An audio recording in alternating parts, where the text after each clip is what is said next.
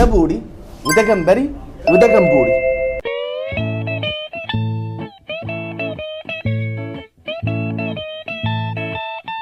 ده اختراع جديد في قصر السي فود بتتبيلتهم السريه، وهي عباره عن سمكه بوري محشيه جمبري بتتبيلتهم المميزه.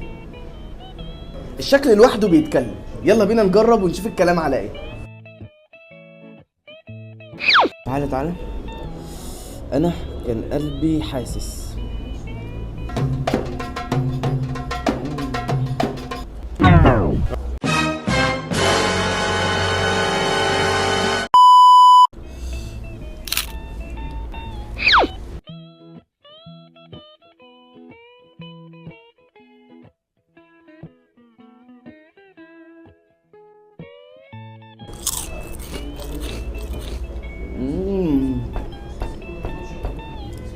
انا هرمون السعاده عندي في اقصى ليفلاته.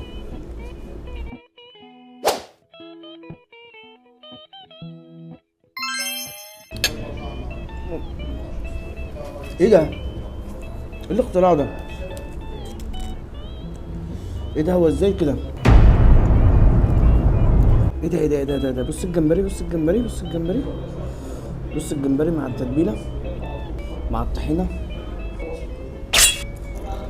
جامد جامد جامد جامد.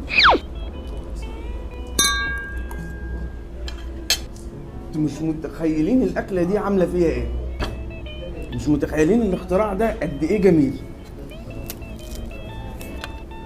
تتبيله بس بقى، تتبيله بس. تعالى تعالى تعالى ناخد التتبيله بس، تعالى ناخد التتبيله السريه دي.